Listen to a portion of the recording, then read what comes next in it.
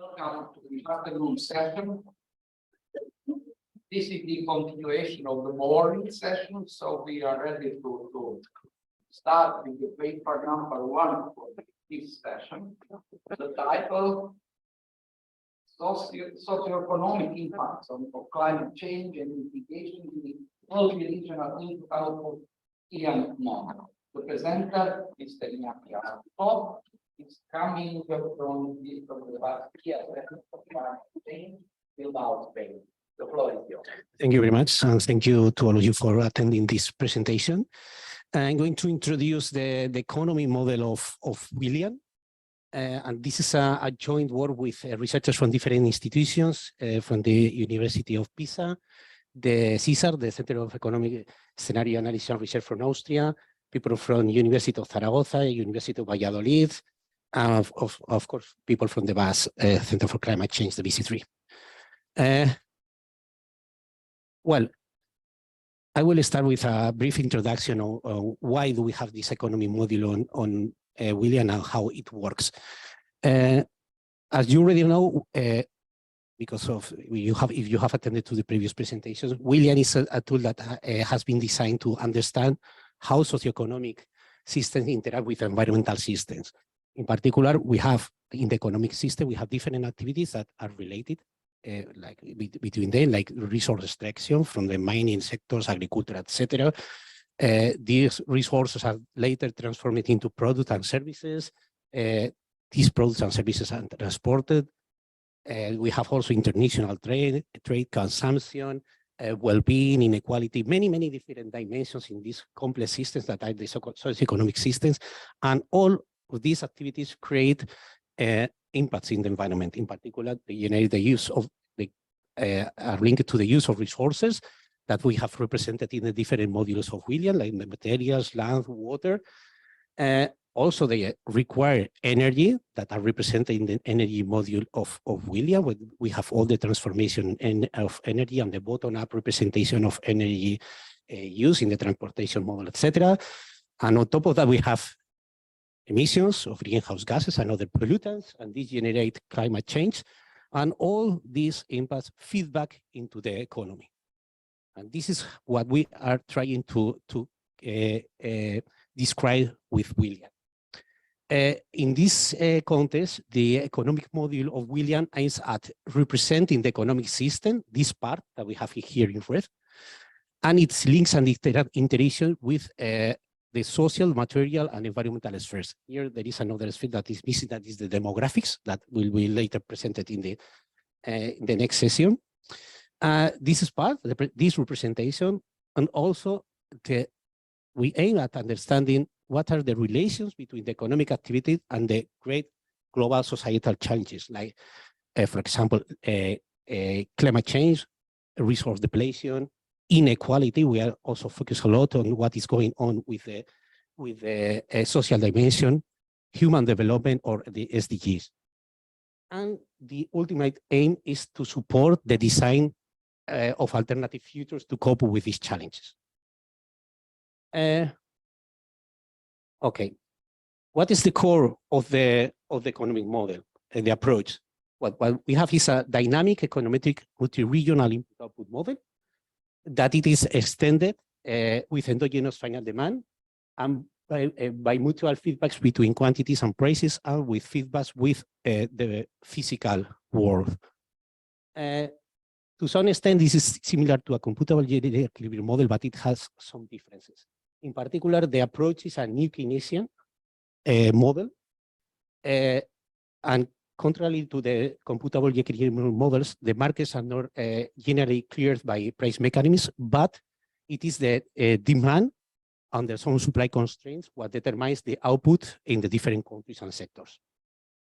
And the model is specially designed for incorporating the feedbacks between, first, the economy and nature, in particular the demand and supply of resources, like materials, energy, land, water, etc., as well as the feedbacks of climate change in the economy. We are also taking into account to what extent the increasing global temperature generate impacts in the economy. And also we try to incorporate the feedbacks between the economy and society. on the one hand, we have the income, and we have income that is going to the society that affects the demographics. Demographics affect the labor force, the population, that also feedbacks into the economy model, etc., etc. This is more or less the simplified flowchart of the structure of the module.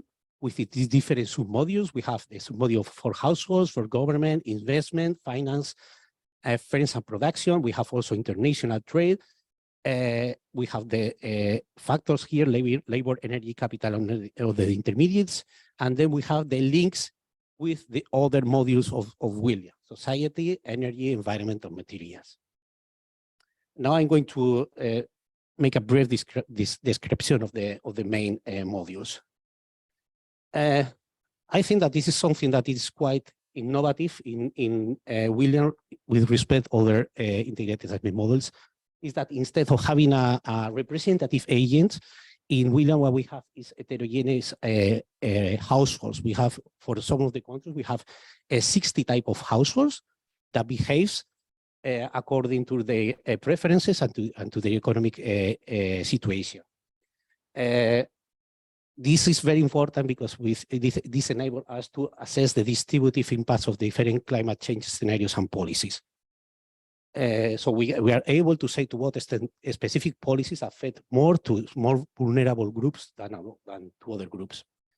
And to that end, we have used a new integrated household microdata set that we have developed within the model. The parameters of this household consumption module has been estimated using this data set, and also information from different sources like the intercountry input-output data set of OECD or Eurostat. And what we have estimated basically are marginal propensity to consume, how much a household expends when his income increases. Also some incomes and price elasticities. And the model mixed a bottom-up and a top-down modeling approach, in which, for example, the demand for transportation part is determined in the economy module, the total demand of passenger kilometers, but then we have a bottom-up module that will later be presented, where this transport demand is allocated to different transport modes, technologies, etc. And the model is linked to the demographic model. The demographic model says how many of these households do we have, also to the energy model and transportation.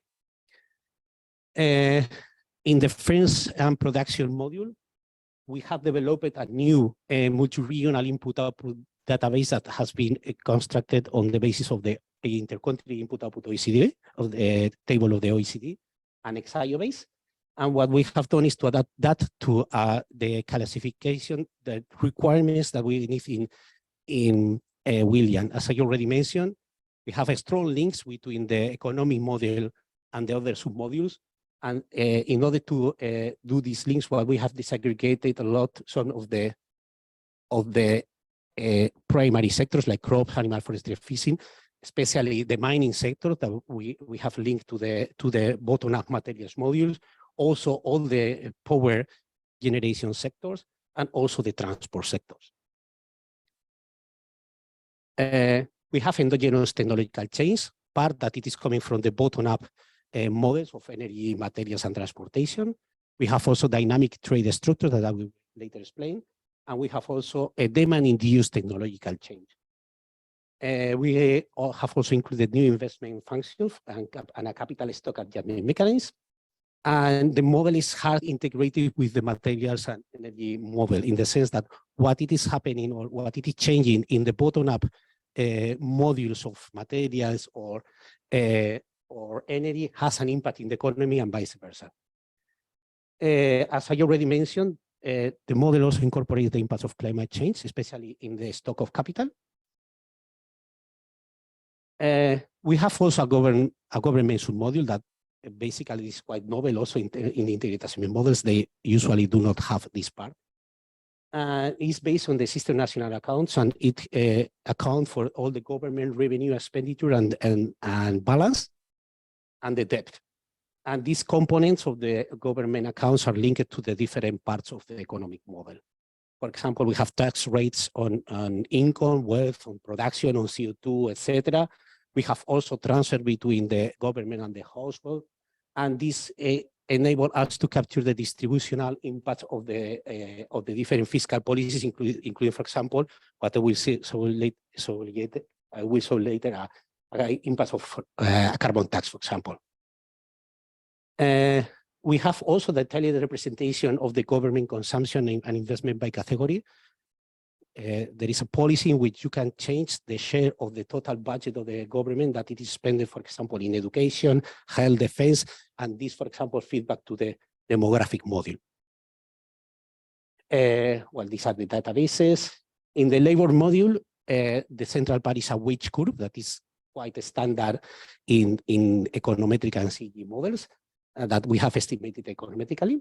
And in this case, the evolution of the wage per hour by industry and country is a function of the consumer price index, the labor productivity, and the unemployment rate. And this model also compute all the employment and unemployment.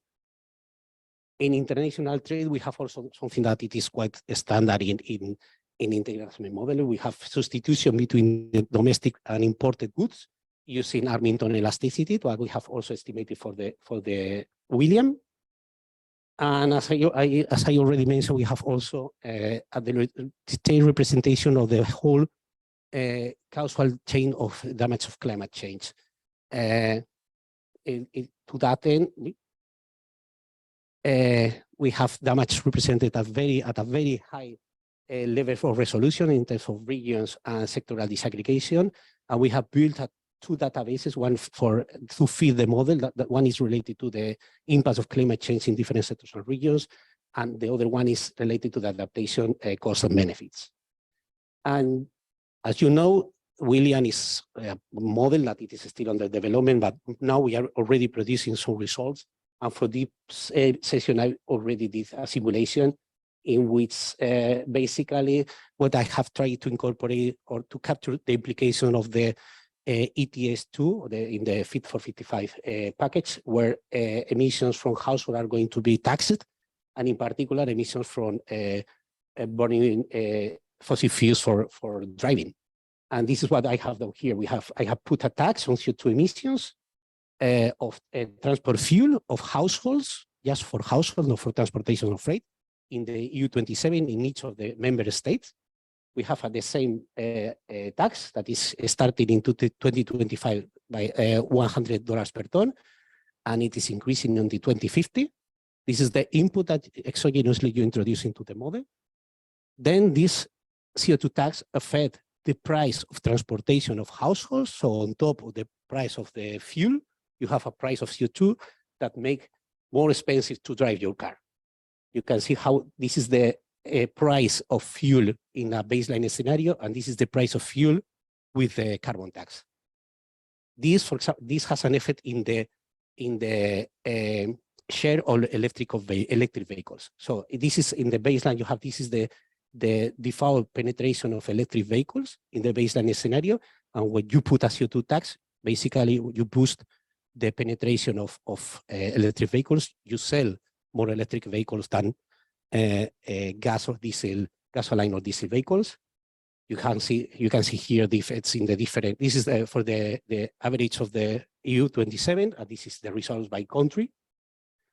And of course, you have an impact in the CO2 emissions. So you can see how this is the default trend for the emissions of household transportation household in the baseline scenario, and this one is the reduction due to the implementation of the price of CO2. And you can also see the effects in terms of employment. In this case, we are basically substituting, replacing oil that it is coming from abroad by a product that it is electricity that it is produced at home.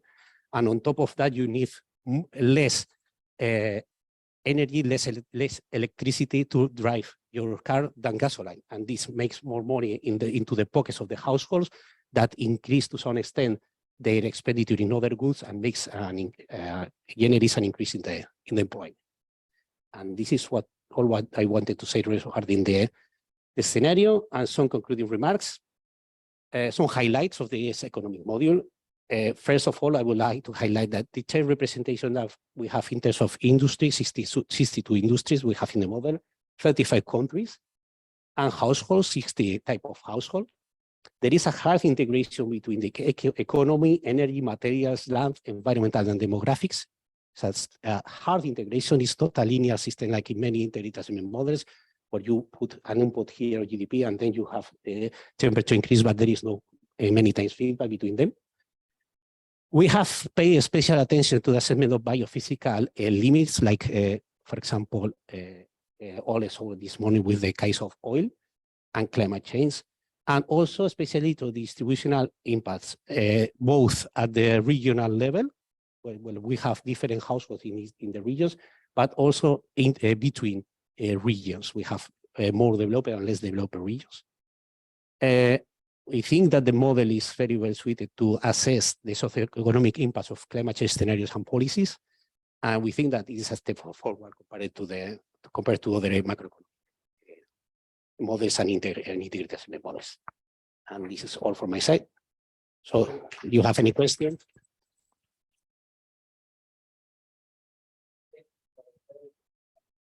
Well focused. So, time for questions.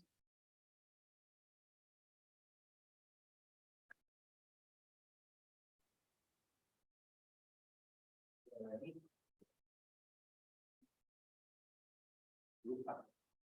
My Thank you. Thank you very much, Iñaki, for your presentation. Just a short comment or question, as you prefer. Well, in the economic model, there are a lot of parameters, thousands of parameters. It's quite complex. So, but do you have any kind of, let's say, broad estimation of uncertainty of the parameters you have used, or maybe the consequences of this uncertainty on the results, some kind of study that we can, let's say, limit the uncertainty of the parameters? Yes, indeed, as I mentioned before, the approach is an econometric approach. And this means that we have estimated a lot of parameters of the model. And the good thing is that since we have estimated that econometrically, we have the uncertainty of these parameters that are already reported. What we haven't done so far is to introduce that into the model to do a global sensitivity analysis of the model. But this is something that can be done because they are very well reported, the standard deviations and the errors of the estimation, etc. And there is also something that we could do because in some cases in the model, we have different model structures. I mean, in the sense that we can have let's say for a wage equation, we can have different specifications. And on top of having the uncertainty on the parameters, we could have also analysis on the uncertainty of the model structure. So you can see to what extent if instead of taking this equation, we take this other, what are the implications for the results. This is something that we will probably have to do in the coming months. More questions? If there is no question, I would like to ask just to extend this question. Sensitivity analysis, I think, more and more important. So that's for sure.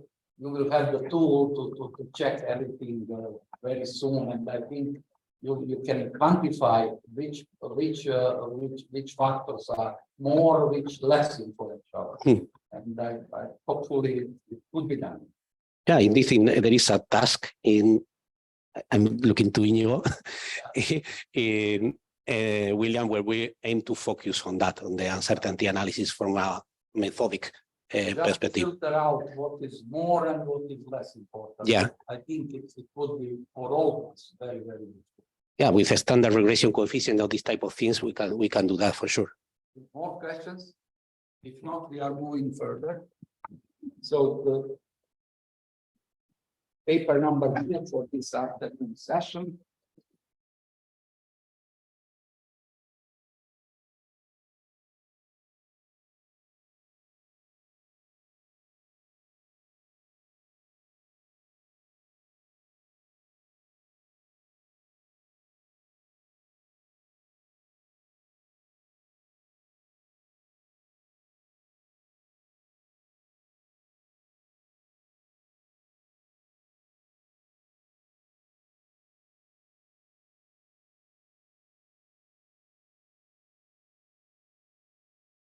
you go. All right. Yes, perfect. Okay, yes. Welcome to this presentation. It's great that I can present here after all my colleagues that already established, I think, the foundations of many other modules. And as you may have figured out, everything is very interconnected in this model. So this will help me to switch over some parts a bit faster, I think. And the target of this presentation is that I give you a broad overview. I can't go into detail into every methodological detail, but I want to lay out kind of the most important cornerstones so that you know what's going on. And I will conclude with some preliminary results that aim to give you an idea of the model mechanics, so that you get a feeling of what sorts of questions you can actually answer with William. Here we go. What is the novelties that we have introduced? Well, it is obviously energy plays an important role in society always, and consequently in all integrated assessment models. We have endogenous representation of environmental limits, like Ole already explained in the morning with regards to fossil fuels. We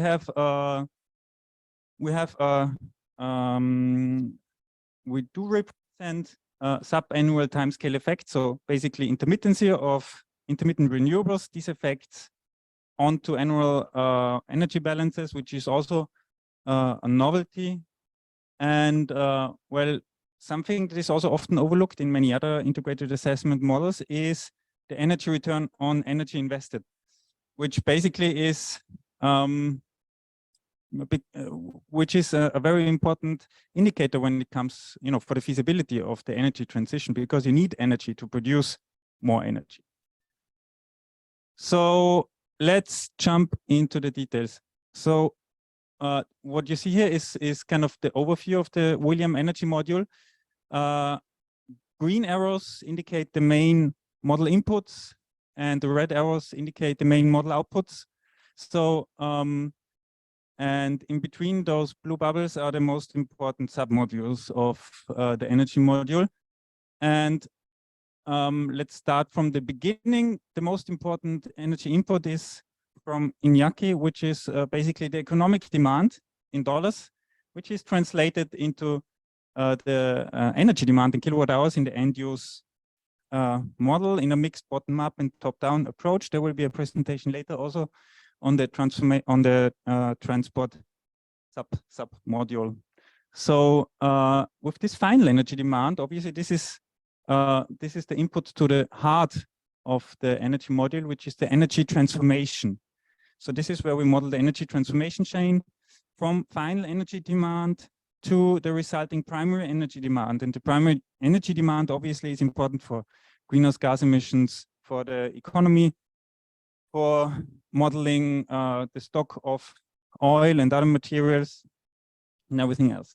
In order to do so consistently, to be able to model the energy transformation consistently, you need to know about the current state of the energy system. And this is the other blue bubbles here, basically.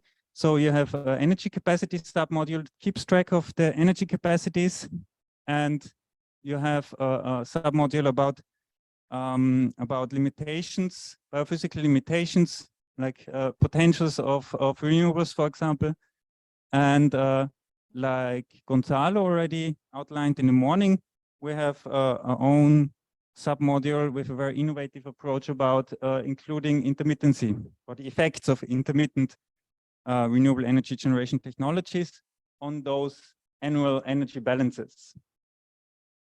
So let's jump into detail of the energy transformation module. So what does it do? I said it's at the center of the energy module. So the calculation starts with final energy demand, and it, you add transformation losses, storage losses, electricity demand for flexibility processes like electrolyzers, power to heat, and so on. So you receive the required transformation output. So this is what the amount of electricity and heat that your power plants, heat plants, and CHPs need to produce. So this overall demand is translated, or well, is allocated to the different transformation technologies in the model, so about 30 transformation technologies for heat and electricity to receive the transformation input, obviously taking into account the efficiency of the respective technologies. And so after adding refrigeration losses, you receive the primary energy demand. So it's a really simple process. However, because we tackle heat and electricity in the transformation, we also had to make some assumptions regarding the logic, actually, because in simulation models, you have to model the causality of what's going on. So in our case, we opted for a stepwise allocation. So the problem is the model needs to decide which, this one? Okay, so the problem is the model needs to decide which power plants to use. So we have a certain power plant stock and CHP stock and heat plant stock, and we have a certain demand of electricity and heat. And the model needs to allocate this demand to the different technologies. So this happens in allocations, in allocation functions. And in our case, we first allocate the heat demand to the capacities of heat plants and CHPs. And obviously combined heat and power plants produce both heat and power. So we see the power from those as a byproduct. So we deduct the electricity produced from the total electricity demand and allocate the remaining electricity demand to the power plants. So this is a stepwise approach that has some, it's a simplification of reality, but you have to make some assumptions. We follow a similar, well, when you make this allocation, you also have to decide on a criteria of how to allocate, like which technology gets used first, which second, and so on. So you have to set the priorities. So in our case, we are in the lucky situation that we have endogenous price signals in the model, for example, for fossil fuels. And we also, so we're taking advantage of this, and we're using the operation expenditures as these allocation signals. So the model will try to utilize cheaper technologies first. And important here is that we also take into account the CO2 price signal, which is exogenous, but obviously, so we need to make sure that our model can react. If we have a CO2 price, then the model must have some degree of freedom to react to this CO2 price. So for hoppala, here we go. What's happening? For the capacity model, it's similar. We also for the what you see here is a very, very simplified representation of the capacity process. So you have a certain capacity stock, a certain fraction of the capacities, power plants, CHPs, and so on, is decommissioned every year and needs to be replaced by new capacities.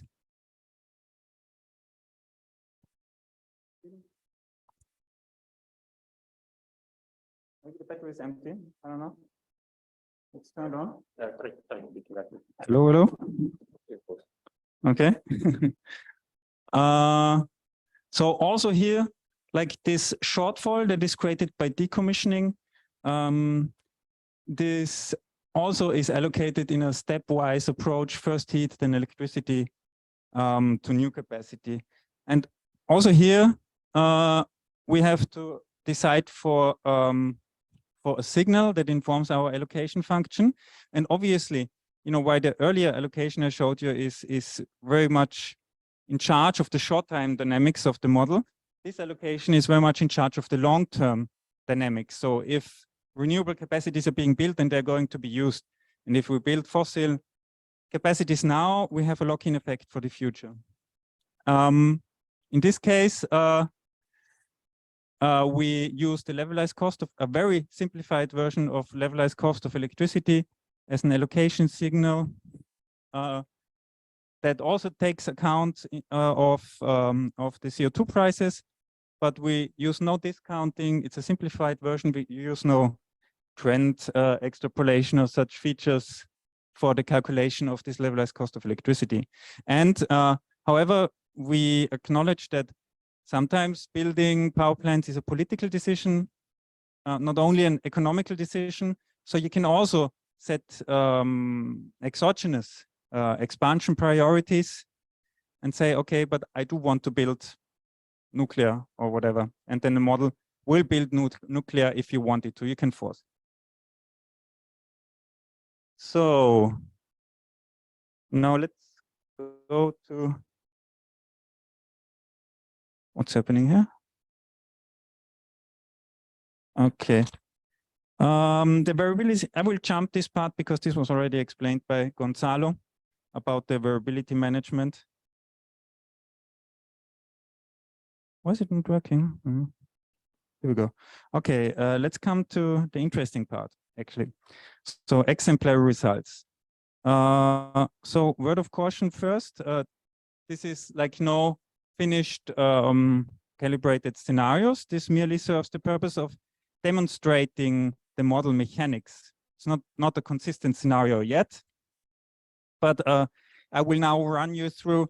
I will explain to you these charts, and then we'll show you the exact. I will change one thing in the model and show you the exact same charts, again, and you can observe how the model reacts. So this is the base case. You see that we have GDP growth. We have greenhouse gas emissions growth. This down here is the electricity production by different technologies. They also grow. And interestingly, only until about 2040, and then it levels off. So basically what you see down here is the oil price that is coming from the materials module, and it runs through this energy materials economy feedback loop that Ole explained very well in the first part of this session. And you can see with high oil prices, basically we kill economic demand and the GDP grows less than it actually grows. It could grow. So, but important in this scenario, we don't change the energy consumption pattern. It's basically, yeah, we do what we used to do. And we see the effect of peak oil. So now what happens if I introduce 5% synthetic fuel, for example, obviously only from renewable energy sources.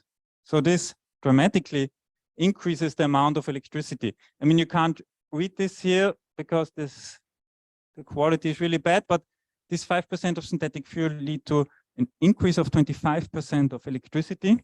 This is all global results, by the way. And because it's from renewable electricity, you also see that the renewable share increases to almost 75%. And greenhouse gas emissions drop dramatically, but they're still, well, far from zero, obviously. And interestingly, what you see is the GDP can grow more. It's less constrained by peak oil, as you see here as well. So this is a certain form of rebound. But what I didn't account for here, you can see it with this high share of renewables. In this case, we didn't account for curtailment. So I didn't switch on Gonzalo's module, which was the very first presentation in the morning. So let's do that. Let's activate curtailment. And what we see is, for example, if you are here, you see this was the previous line. We had 75% of renewables. Now we can't reach that figure anymore. Instead, we have curtailment, which reaches as high as about 15%. And increases the emissions compared to the previous scenario a little bit. And it also limits achievable GDP growth, basically.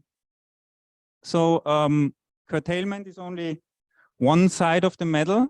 We also have flexibility options. So in this results, I haven't activated the different flexibility options that we have available in the model. So let's do that. What are the flexibility options that we do have available? I think Gonzalo mentioned it in the morning. We have electrolyzers, power to heat, smart charging, vehicle to grid, stationary batteries. There's some limitations to that because it's still ongoing work, but in general, these are the technologies.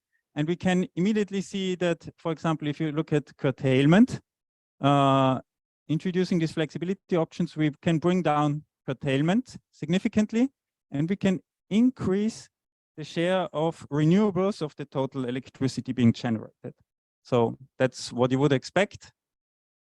And GDP, again, is less constrained, and greenhouse gas emissions reduce, again, almost to the level that we had before, where we didn't account for curtailment at all. So there's one very important thing that is completely missing in this exercise so far. Who has an idea? The end use measures. So obviously we can also introduce efficiency and save energy, for example. So let's do that with the example of transport policies. So in this scenario, I introduce a modal shift and increase the share of public transport by 20%. So 20% of the person kilometers are fulfilled by public transports instead of individual motorized vehicles. And of those vehicles left, 50% switch to electric vehicles. And what you would expect from such a result, from such a policy, would be obviously like, yes, we have huge efficiency gains. So greenhouse gas emissions should at least certainly go down. And this is now counterintuitive, because actually we were at the blue line and now we are at the green line, which is, you know, slightly higher than the scenario we just saw. So what happened here? Well, basically what you can see here is that also the GDP is much less constrained, because it's hard to see on this projector, but the oil price is much lower, so the economy can grow more. And what you observe is a classical Jevons paradox situation, so a rebound effect. 1 minute, yeah, okay, perfect. But this is already the last slide of my results. We're observing these counterintuitive results, and this is just an example why it's so important to look at the whole system and not just focus on partial results of a system. So just some exemplary other results. We compute energy investments here as share of GDP. We compute the global EROI of the system. I already said that, although for now without the feedback is not implemented to the energy intensity module. And this kind of brings me also to the limitations. Obviously, it's a model in development. We have finished most of it, but there is still some loose ties that we would need to tie up. Coming to the, I would jump this because of time, but important is that from the preliminary results, I think they showed that the results we have, they are plausible. They show effects, and they are well suited to show the effects of our complex world. So William can capture these complex feedbacks. However, one important takeaway message is also that while energy policies certainly do play a crucial role to solve the public crisis we are facing, it is really important that energy policy alone will not save the day, but it needs to be accompanied by other policies from other sectors, especially the economic sector. And with this, I'm happy to take your questions.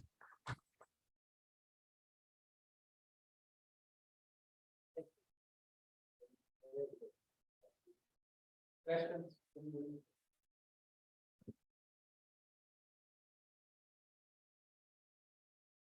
So if I may just ask a little bit. It's interesting. I would like to discuss a little bit about variability.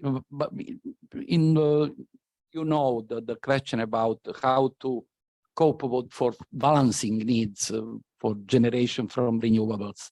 And I still think that we did not pay enough attention to demand side management. I think that's, as far as I know, and I work on that topic for years, it's the cheapest option. So what is your comment?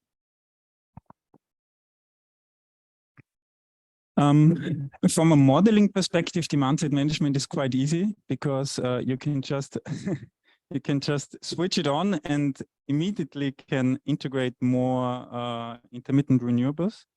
We have Gonzalo, correct me if I'm wrong, but in the newest data set we do have, in general, we have it covered in the dispatch model that we used to generate the results for the emulation of the dispatch model. But yeah, I would say it's probably the cheapest option. It's one of the cheaper options to easily integrate large amounts of intermittent renewables. Although our results, I'm looking to. Okay, Gonzalo is not here, but from the preliminary results, I think we can see that the potential, the biggest potential, is currently in smart charging and vehicle to grid, just because of the sheer quantities of electricity that is going to be consumed by these processes. So smart charging will play a crucial role in future energy systems.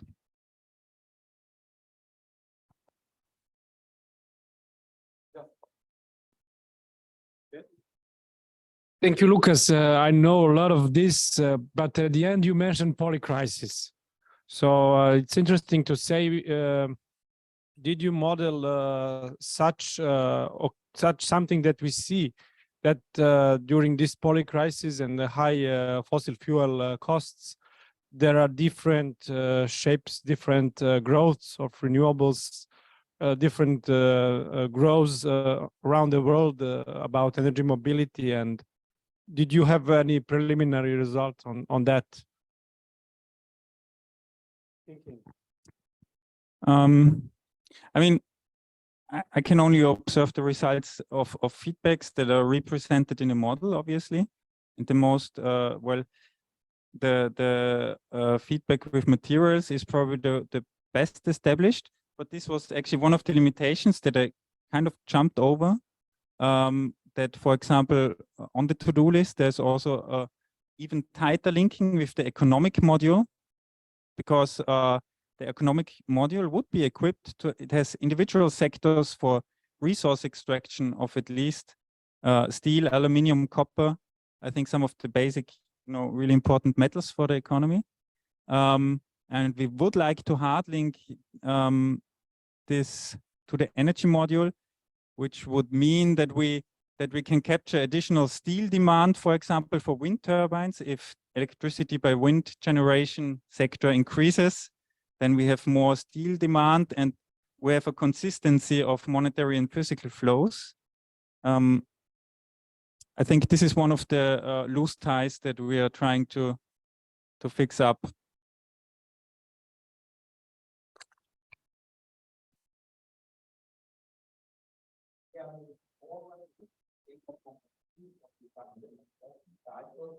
More than the environmental impact of farming the transport that you are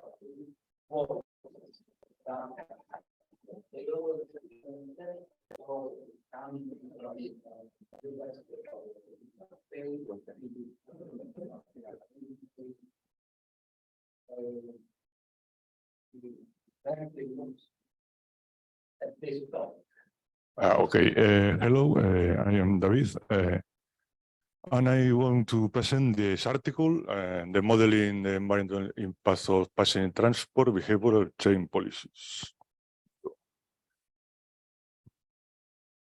These are the points of I want to present a brief introduction, the methodology used, the baseline scenario, some results, and conclusions.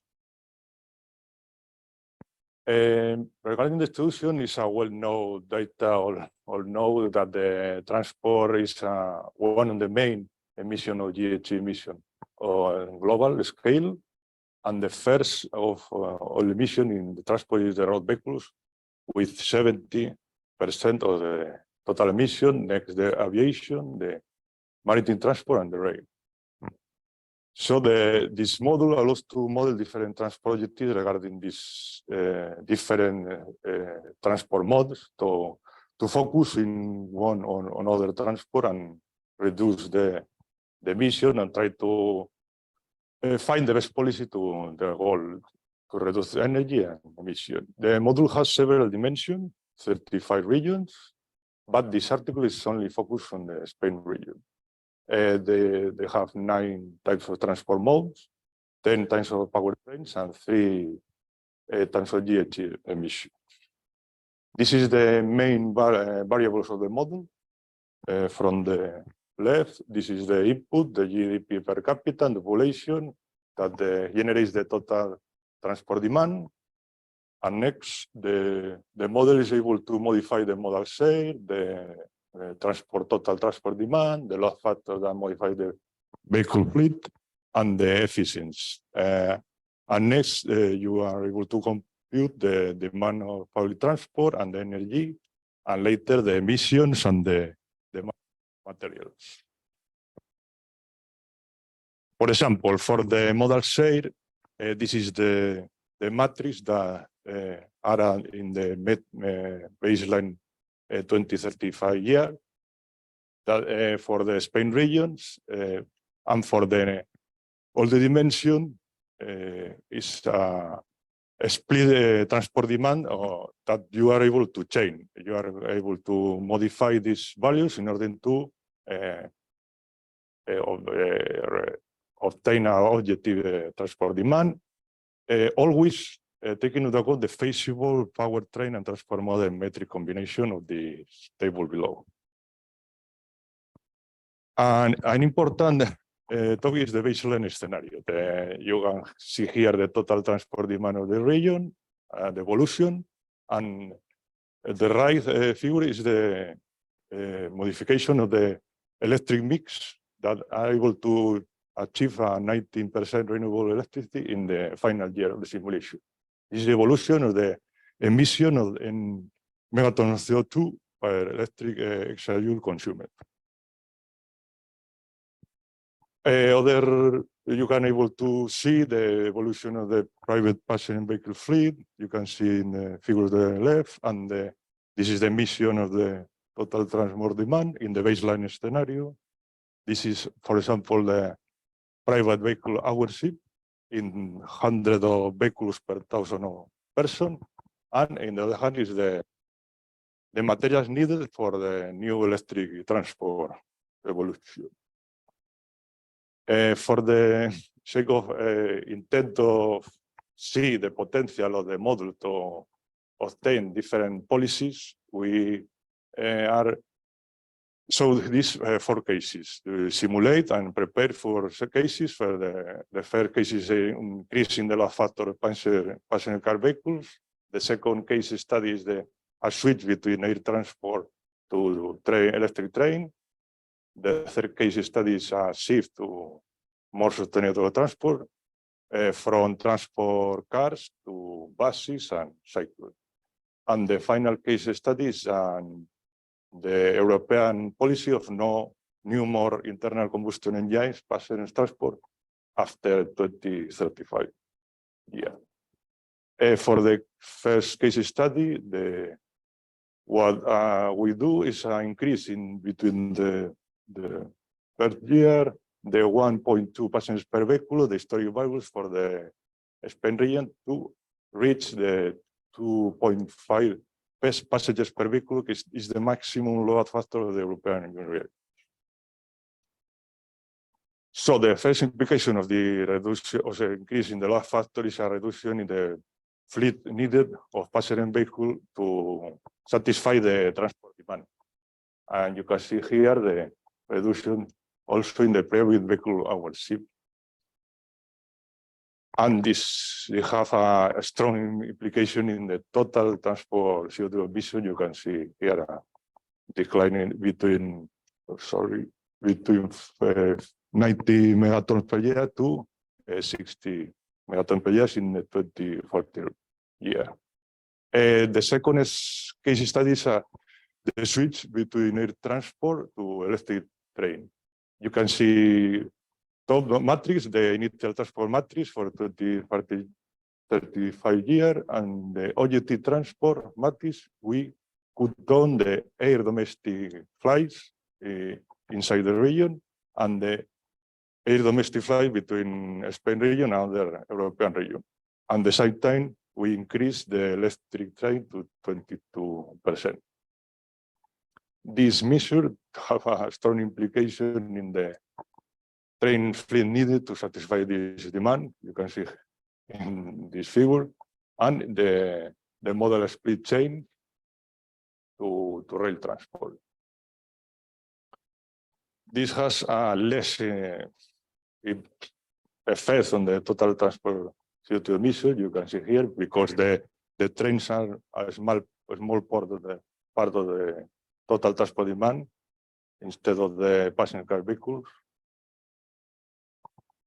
This is the 3 case study. It's a switch between passenger cars to public transport, the buses, and cycling. What we do here is to reach in case of the bicycles, the 8% is the maximum percent of share of transport by bicycle in the European Union. And in the case of buses, to reach 20% in the objective year. And this is a high increase, of course, in the fleet of bicycle near to 50 billions in annual simulation, and in the buses needed to satisfy this demand. At the same time, a reduction in the passenger cars transportation. This has a strong implication in the emission. As you can see here, we are reducing the passenger transport demand.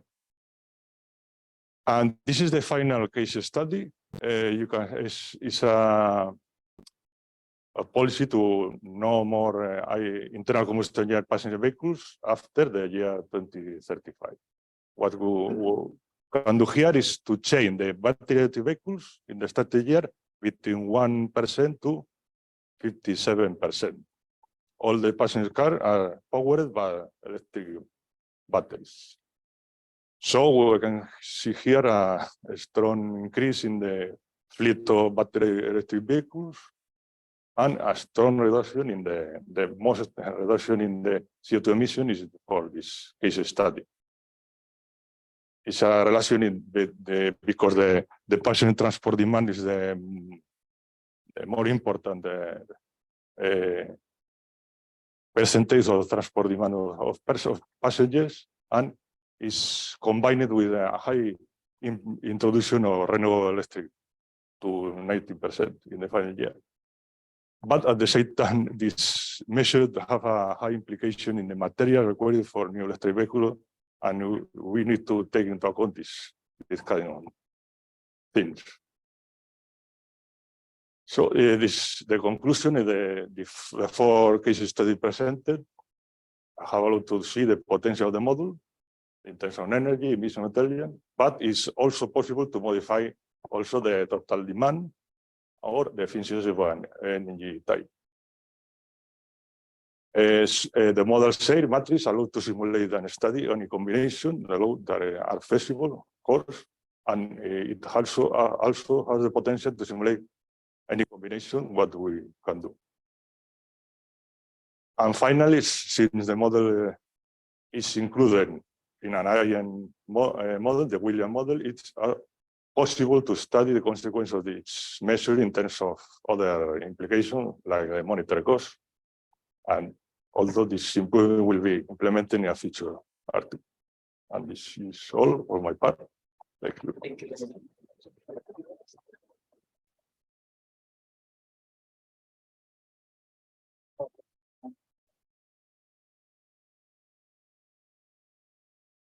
Yeah. Thank you very much for your presentation. That's already a very important advance. Also considering shift to more sustainable forms of transport, because this is an area that needs more modeling capabilities also in integrated assessment models. As maybe one step more into the future, I wanted to ask you, among your 4 case studies, the shift to more sustainable transport would seem the one that is most related to how urban form is enabling the sustainable transport with the public transport, while you're using national values for the share of sustainable transport. So what's the share of public transport and others? Do you see more granularity even going to specific urban areas? What is the urban form? For example, I've been trying to use land use efficiency. Do you see some additional way of integrating data on urban form and its relation to providing accessibility to urban transport? Thanks for the question. One of the problems of this model is a global model of 35 regions. So the term of the granularity is low. Study is we don't see the specific public transport. The buses that are some distance or long distance. The train are long distance or short. This is not studied in this article because there are no this kind of granularity. But other things, there is a model that are included in our integrated assessment model, the William, and the further work is we are going to study this kind of implication of the and so on. So, for example, in the future, could this be another hard linking or soft linking opportunity for integration? It's possible. Yes, in further work or other articles, we can study this kind of implication. Yes, one additional comment. To some extent, it would be feasible to include that because in the economic model, as I mentioned before, we have 60 household types, and they are divided between urban and rural. And this is all information that is coming from the demographic module. We have from the baseline, the base year until 2050, for each of the EU member state in this case, we have the number of households that are in rural areas and in urban areas. And for those households, we produce the total demand of passenger kilometers. That to some extent, what we could do is to treat it differently when we decide the model split, depending on whether they are in rural or urban areas. I think that is something that maybe not in the short term, because we have 2 months ahead to finalize the project, but I think that it would be very, very interesting to limit the possibility of shifting from private transportation to public transportation in those areas. Thank you very much. More questions? Once again, thank you. Welcome to the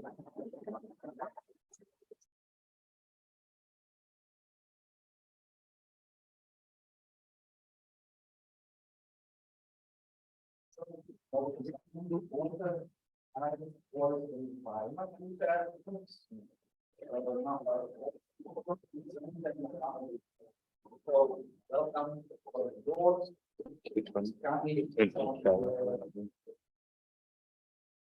Postdoctoral researcher in the world of energy economy and dynamics at the University of Valladolid.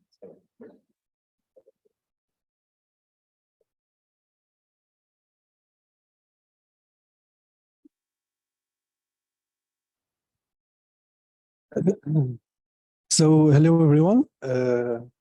I will talk in this presentation about the accepted paper named the Environmental Module of William Model, Modeling Land, Water, Diets, Forests, and Climate Interactions. And for table of contents, I will provide an introduction, then I will present the overviews of the William model and the environmental module. Then I will describe the submodels within the environmental module. After that, I will present the scenario chosen in this work. And then I will show some selected results and engage in a discussion. And finally, I will conclude. So there are several interactions between energy, economy, and climate with land that can be considered as the main feedbacks in the socio-economic global system. And among these interactions, we can find the use of cropland for biofuels, biomass forests, and also the energy, the solar energy that competes significantly with the food production, and also the changes in dietary patterns that have an important effect in the greenhouse gas emissions, and the climate change generated by these emissions has significant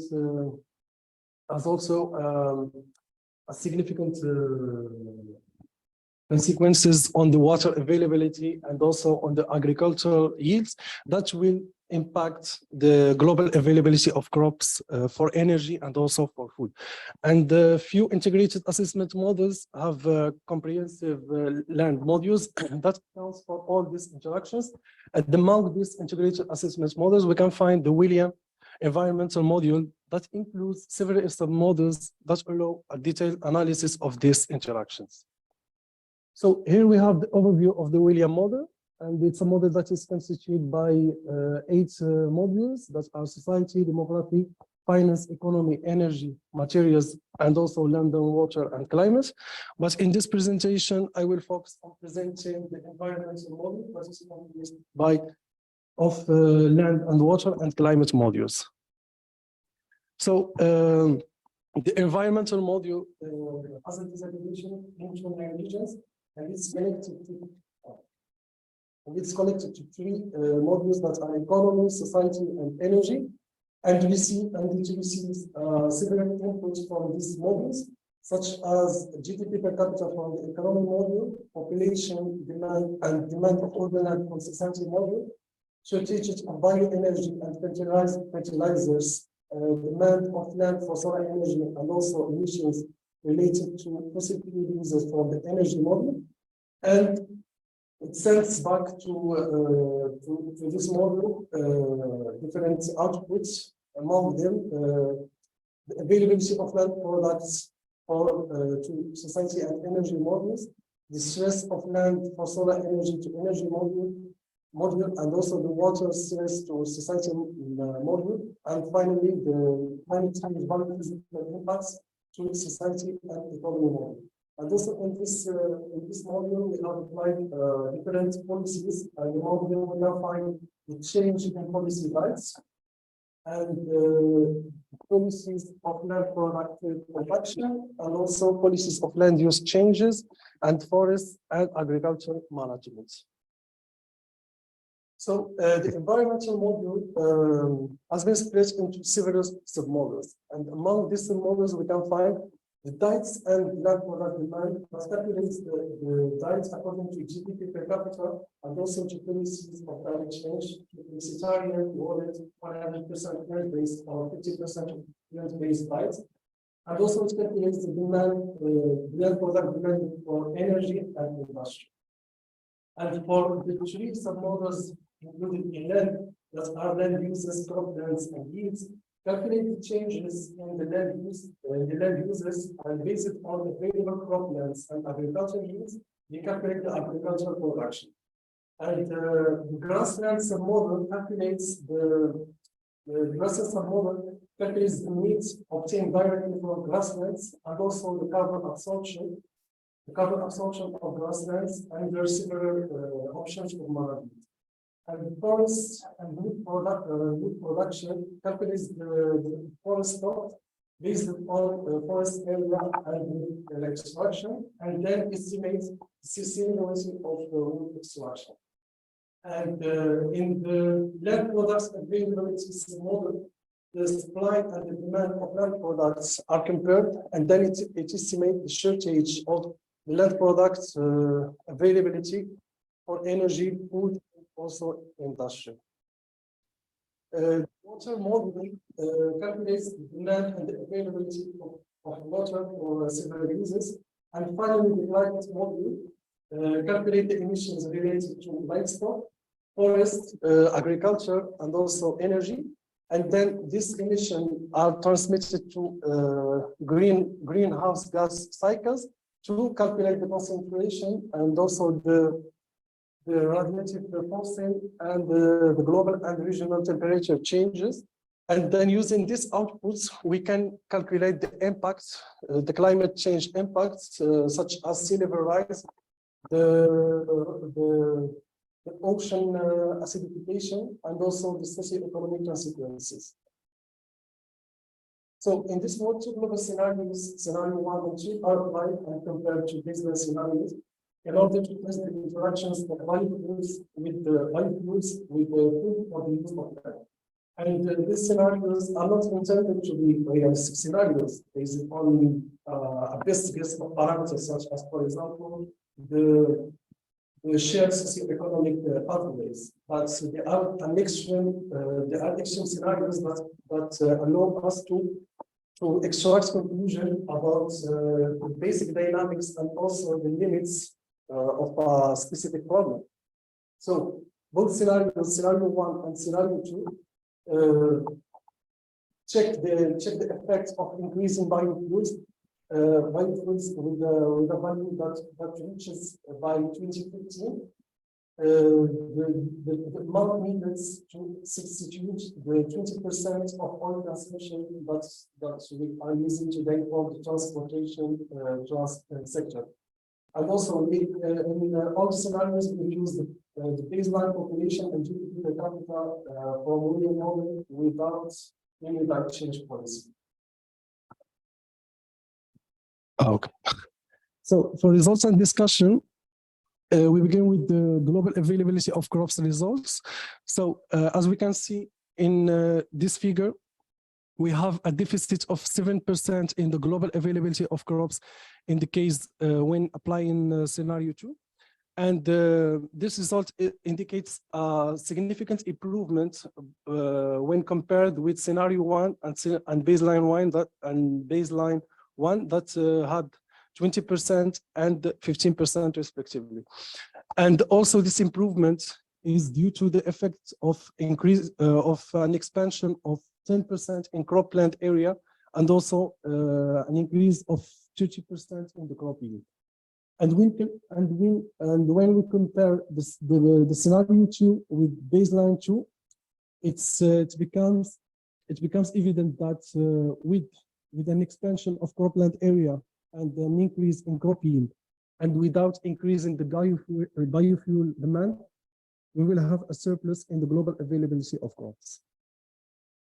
So for crops demanded and distributed to energy and food, and in the case of scenario 1, for the corn demanded and distributed for energy and food, we can see from this figure that the demand and there is a difference between the demand corn for both for energy and food, and also in the same case we have in series other. We know that series other are not very used in the energy for energy use, but we can see that the effect of increasing the biofuels, we have a big difference between the demanded series other and distributed the series others, and that's due to the effect that the series others has been displaced by corn or sugar crops that are used for energy. While when applying scenario 2, for example, we can see from these two figures that scenario 2 successfully narrowed the gap between the distributed and demanded for both of them, for corn and for cereals others. As a conclusion, this work describes the environmental model of the William model and its most important aspects, and the strong relationship between energy, food, and land is not commonly found in the integrated assessment models, making this model a contribution particularly relevant. Two scenarios have been applied in this study as references for model testing, and in both scenarios, a 20% increase in biofuel demand has been applied, In the first scenario, there have been no increases in property area and our profits. But in the second scenario, we have applied 10% increase in property area and 20% increase in profits. And the results show a strong influence of hydrogen's consumption on the global availability of crops. And the purpose of applying these two scenarios is to test the capabilities of the model and demonstrate its capacity to place the magnitude of interactions between biofuel demand for energy and food demand. Thank you so much. Thank you.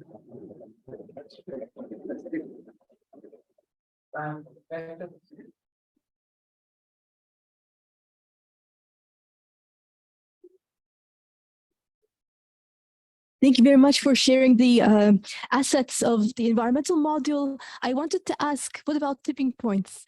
Maybe it can have some relations with water availability. Water availability can have some impacts on biodiversity, and it's an entirely new aspect. But what was your discussions in?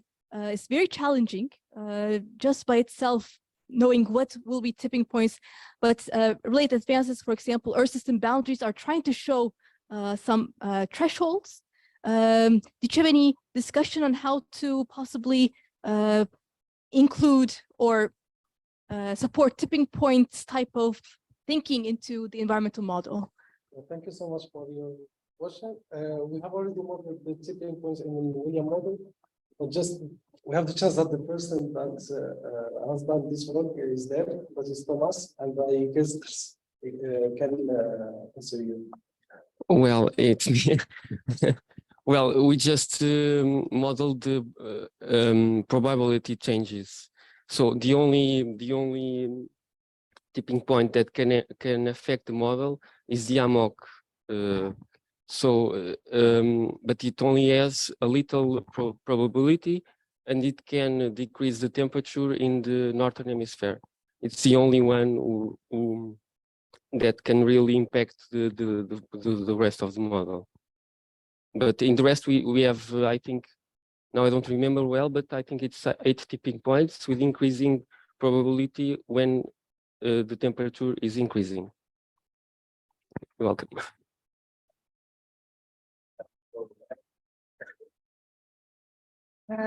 Hello. Regarding the conclusions, maybe that was the second one about the connections between relationship between energy, food, and land is not commonly found in integrated assessment models. But not only in scholarly and in scientific literature, but if you see also in the literature explaining for magazines, for example, explaining integrated assessment models, the very simple structure of the integrated assessment models contains energy and land use. So how come that this, at least for the integrated assessment models used for sixth assessment report? This integration practically is justified with this integrated approach for energy and land use. And now, how come that this conclusion is derived from your research?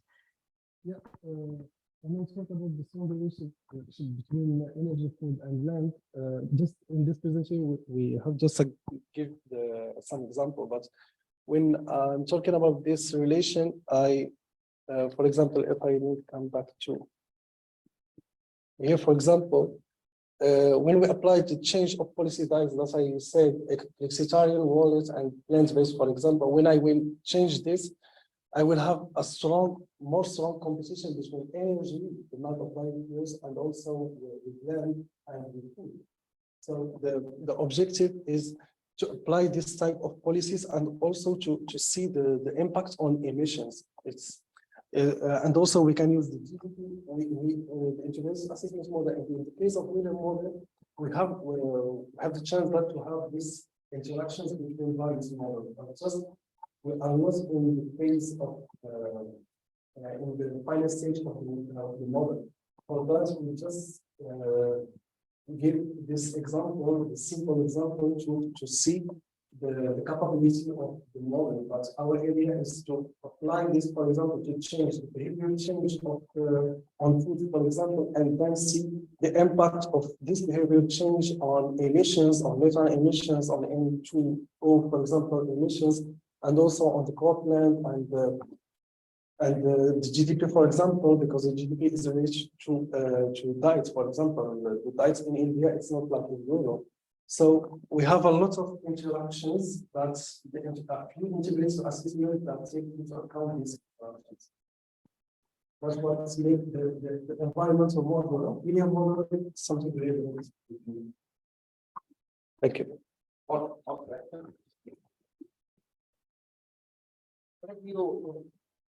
Let me ask just short. You found 20% of biofuels share. Interesting. Did you try other percentages? Yeah, 10 and 30, but just 20. What about what? We can. Yeah, we can, because we have the model. It's we just verify with 20%. It's like in the middle, but 30%, for example, it will be so exaggerated. And but for in the case of Europe, for example, it can be used just 5.5%, but just we put 20% just to see the extreme case of model. Yeah.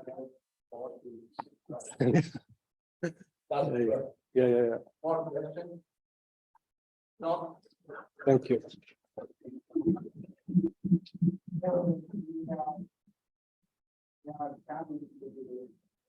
Number 5 for the starting session. The title is for solar and the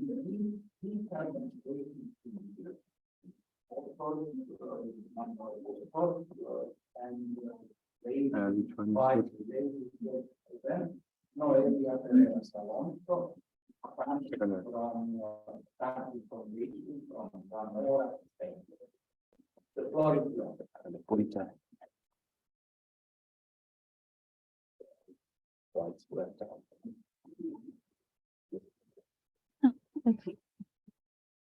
Well, I'm going to present the paper sustainability policies for solar energy deployment in land in deep decarbonization scenarios. I am the presenter, but also the rest of authors are Íñigo Capellán Pérez and Margarita Mediavilla from the University of Valladolid and Alessandros Adams from the Center of Renewable Energy and Saving from Greece. Well, this is framing LOCOMOTION project. I'm not going to enter into detail because has been already a lot explained.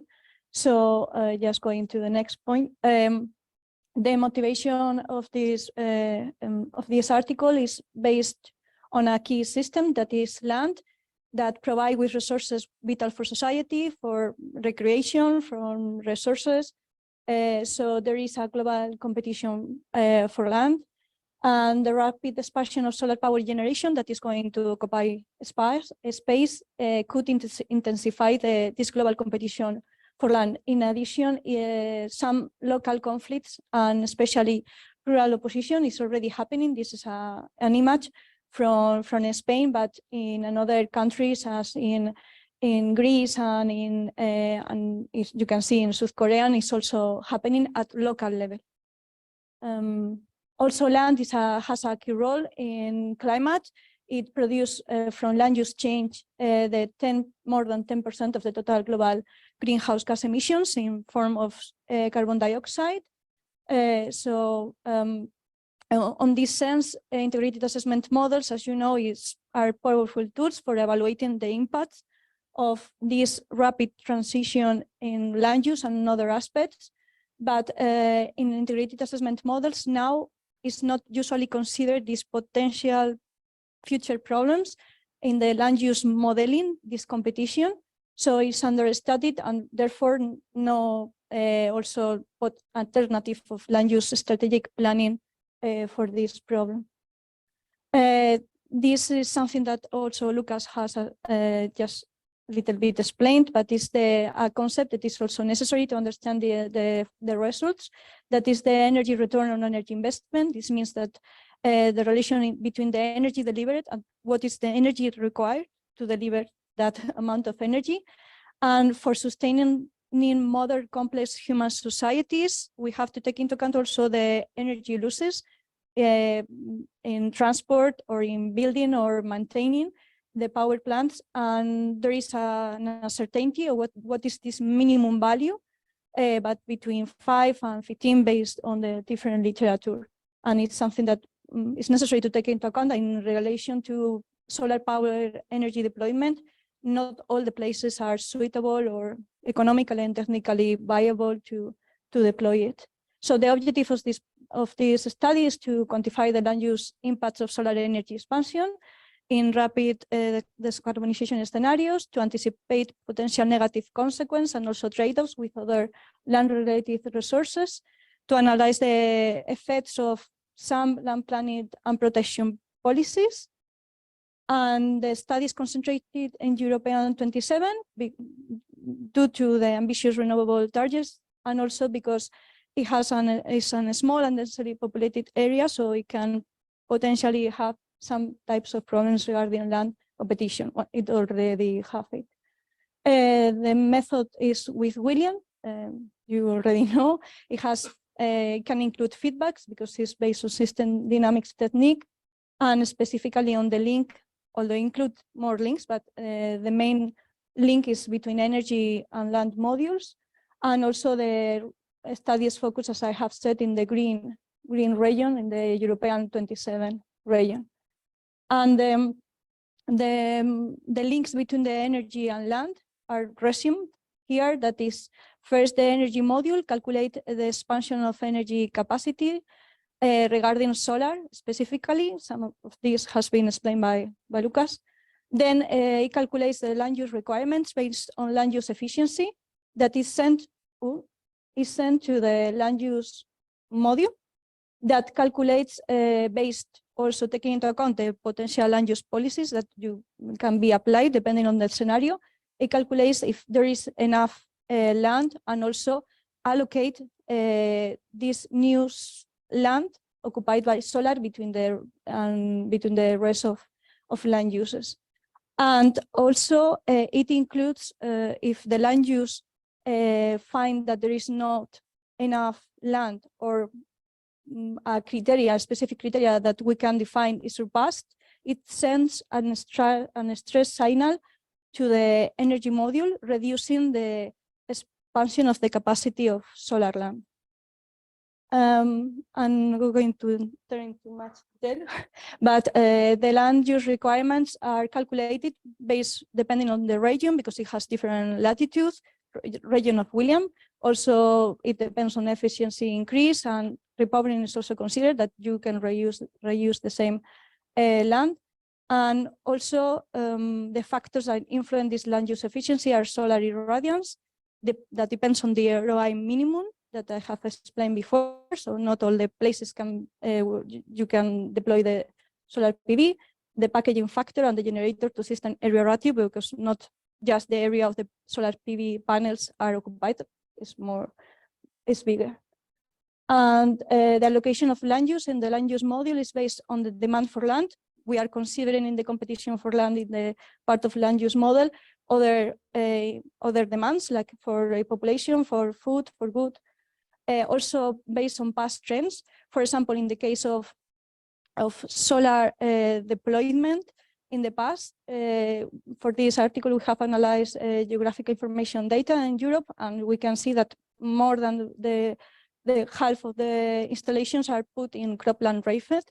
So this is potentially repeated in the future, if not changed by policies.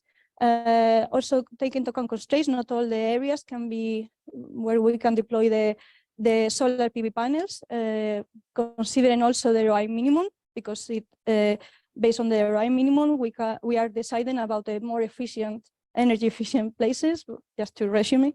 So in the table there, we can see the difference between the percentage of when we are considering ROI, we are not considering ROI minimum, but we are considering some suitability factors, like altitude, for example, or when we are considering a ROI minimum of 5. that is the percentage where we can put solar energy is reduced. And these are the 12 land use types, sorry that I haven't explained, listed, but from cropland to forest, shrubland, grasslands that are defined in the land use model. Also, we have to take into account what are the policies that we are defining in the land use model. In this project, we have land use protection policies and also planning. This means that we can choose where we are deploying the solar PV infrastructure. And also land use change emissions are calculated based on the IPCC guidelines of 2006. And the scenarios that we are defining all are based on a green growth narrative, where is the source of renewable energy arrives to in 2050 81%. So it's a big high penetration, rapid transition scenario. And we have applied two different analyses, one defining four scenarios for comparison purposes. And the last one is based on a sensitivity analysis to understanding, also to study the uncertainty on a criteria that limits solar expansion, a criteria applied to the land use model. Well, in the first case, we have defined these four scenarios. The first one, the unlimited solar land, is where we are not considering an ROI minimum, and also and neither we are not including any land use policy, land use planning policy. In the second case, we are not including land use policies, but we are including considering the ROI minimum of 5. In the scenario 3 is where we are applying solar land planning policies. This means seating policies. We are choosing as 75% in other land. Other land is one type of land defining the land use module, where it includes bare areas or with little vegetation areas. And the rest in shrubland and grassland. And in the last scenario are based on protection policies, where we protect cropland and forest land since 2025 in the last two scenarios.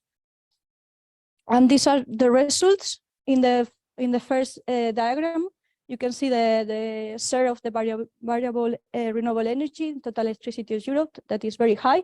But in the capacity stock solar PV that is deployed in Europe, we can see that there is not a lot of, there is no difference, because the signal, the stress signal is not activated because not constraints regarding land use are found. However, in the area of solar land that is occupied by solar PV, the area, we can see difference, because in the first scenario, we are not considering an ROI minimum, so we are not deploying solar energy in the more efficient places, so the land use efficiency is lower. So we need more land area to deploy solar PV. And in this diagram, we can see the different land use types where we are deploying solar PV. In the scenario 1, we can see that it's bigger because we are using more land to deploy solar PV. And in the rest of the scenario, in the second scenario, we can see that the past trends are repeated. So we are putting more solar PV in cropland rainfed again. But when we are applying land use policies, we can see that the distribution is different. So we are putting more solar PV in other land, the gray area in the scenario 3, and in the protection land use policies of protection of cropland and forest land, the distribution in grassland, shrubland, and other land is maintained. So these are the main difference. And the impact of the cropland that is of more than 156.16% that is not occupied when we are protecting it or seating policies for solar PV. This is the effect. In forest land, are lower the effects. It has sense because the past trends are focused the solar PV in cropland, and the effects on land products is that we are saving, we are producing 1% less in the scenarios where we are not applying solar PV policies or land use planning policies. The impact on emissions is also high, because in the scenarios where we are applying specifically seating policies, if you remember, we are seating the solar PV in places with less vegetation, the emissions are reduced to the half, to the 52%. So these are big impacts, relative impacts. And in the last analysis is based on a sensitivity analysis on a limiting criteria that we have defined in order to try to understand their uncertainty and also to see how it affects to the feedback between land and energy. The criteria that we have considered is the maximum value of the share between solar and urban land. This is because urban has in the past at local level also put a lot of pressure regarding land use competition, and also because also it competed in the past with agriculture, it also competed now with agriculture land type as in the case of solar land. We have done a Monte Carlo experiment of 200 simulations and uniform distribution, and the values of the input is between 0.3 and 0.75 in order to understand the effect of the uncertainty of this value, because we don't know the maximum value, but it's a way of trying to understand what can be the effects like at local level from a top-down approach that is global. And also the effect is that since 0.75 we can see the effects on the land use area by region and also on the capacity stock, because it's reduced, because the stress signal enter into operation, because it's found that there is not a limit is surpassed, and we can see the effects in the yellow part is includes the 50% of the simulations, and also the stress signal. We can see that the stars. The limit is surpassed between 2034 and 2042, especially, but until the end is surpassed. And the discussion is that we haven't found relevant limitation of land unless we include this limiting criteria that would be like a factor to be defined and has a lot of uncertainty, trying to try to detect potential local conflicts from a global model that is very difficult to define this criteria. And the reason is because it is a very large region, the resolution, of course, and also the conflicts are appearing at local level, while problems like additional infrastructure and limiting criteria are taking place, and also some of the position is between rural and urban that is difficult to detect at global level, but possible to define a limiting criteria to understand what could be the impacts of the energy expansion and energy policies at European level. We can see also the effects of land use policies, that it has effect on the cropland land area occupied and products, and also the effects on the land use change emissions. So it has positive effects, the policies that we have applied. And some limitations, I have already mentioned it, that is to consider transmission losses associated to the grids for the ROI. So it would be worsen the impacts. Also are not included the land occupied by transmission power lines. And of course, the granularity that would be to maybe focus on some countries that has less land area available, like Netherlands, for example, or even ideally at local level. And the conclusions normally are the solar PV according to economic aspects, more than ecological, and also another land products related, like because are seen, for example, in cropland, most of them. And also it's needed a strategy, land use planning, that as we have seen has so positive impact when it's combined. Lucas already mentioned that it's necessary sustainability policies to try to combine policies that apply at different sectors, but all combined. And the sustainable deployment of solar in land include to avoid agricultural land, to consider areas with ecological value. Also before it, we have to sit on the best places, exploiting efficiency and also self-consumption, and also to increase the local acceptance to include these local communities.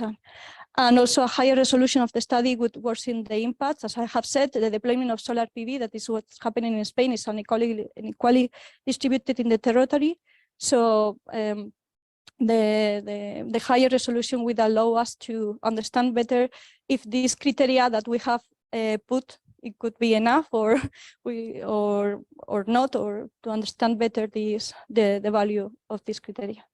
And this could be all.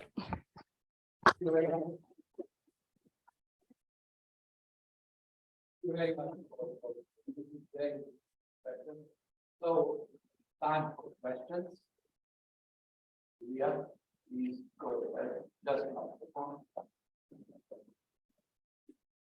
Thank you for your very complex presentation. You put a lot of things there, and even RI, and I didn't understand how much whole area you intend, you're thinking that could be used. So if you could please explain me a little bit more about this share, how many megawatts can be put to 1 hectare. This is your calculation, but I didn't see any number.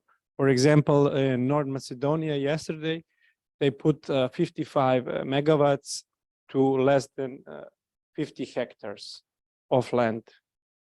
And we know that there are also other possibilities like photovoltaic with agriculture, so other possibilities. Do you put only on the agricultural land or also on the forest or whatever? That's, I'm not. Well, this is based on. If you can help a little bit. You are meaning that we are included it as land use efficiency. That I think is what you are meaning. The megabytes by hectare that we are obtaining from, and this depends not in the land use type, but in the that we are considering. Well, this is the.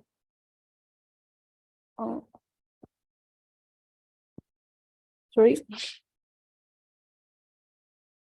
Yes. This is the land use efficiency, and the number is different between William regions and even countries. It has been calculated. Well, Inigo can say more if he wants, but it has been calculated even at country level, but it's different between regions. So I be interested just to see this somewhere.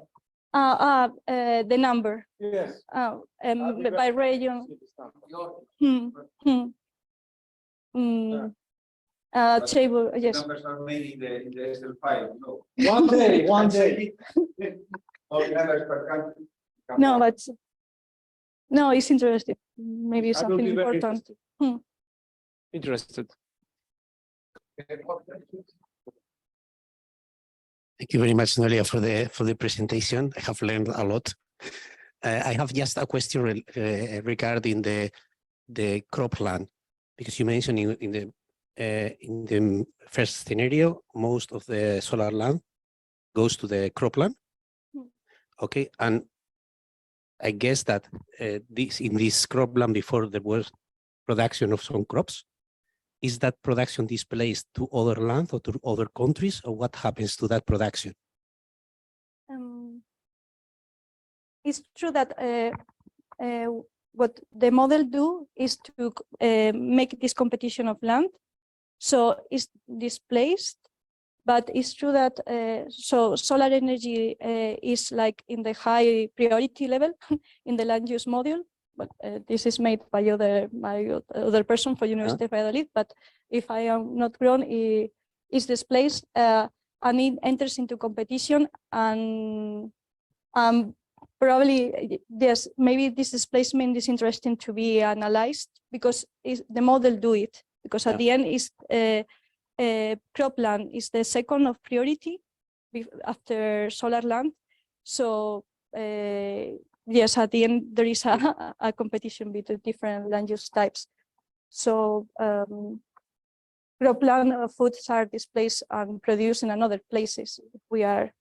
But you can see that the fetish is 1% of cropland area that is displaced in Europe. So probably it enters to other land or other types of, not other countries. Let me ask just from one short question. I think you can take advantage. You can take advantage of synergy effect. Agro solar is a good outcome of the whole story. So let us think about that also. Yeah.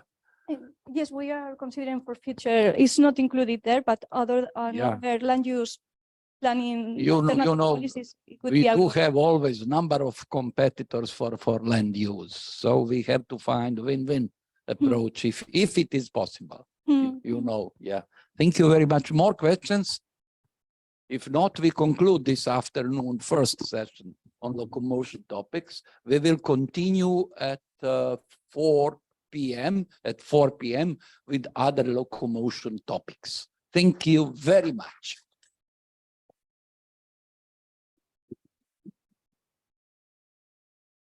And this is a game. The target is, of course, teachers and students. It's a web application again, and it has two main roles: the moderator, which is typically the teacher, and the players. And the game can be played remotely, in which case the users communicate through a chat, or it can be played in a classroom in live session, let's say. The objective of the game is to actually reach the best trade-off between global temperature change and economic growth, and the users are presented with some pre-selected policy options that they need to choose between them to get this the best compromise between those two variables. Again, there's a chat here in which they need to reach a consensus about their decisions. They play in groups, so very fun game. And just to explain with easy words which app should each user choose.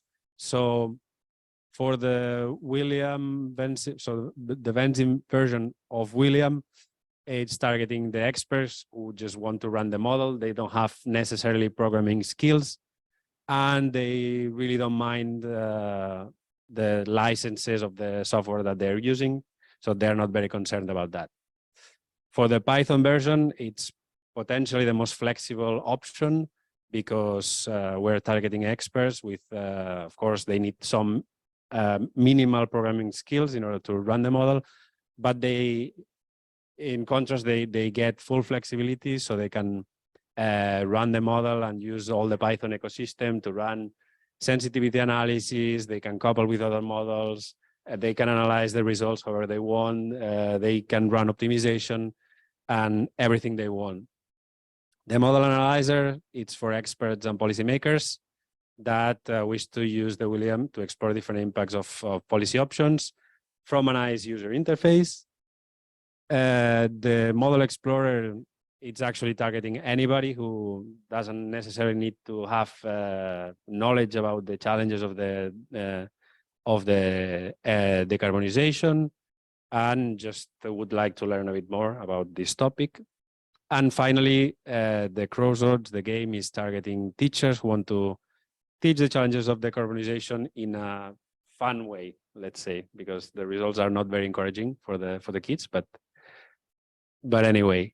And then the additional tools that I mentioned at the beginning. On one side, we have the LOCOMOTION data client, in which anybody can connect and see the metadata and the data that is used in the model, and also some simulation results for a few scenarios. Then we have the William E handbook, which works as the documentation for the model in a simplified way. And then by the end of the project, there will be a MOOC, a massive open online course that will be released that will also use William to teach about these decarbonization challenges. So yeah, If you want to know more, just go to the website and check this link here, and you will get all the information you need. I'm done.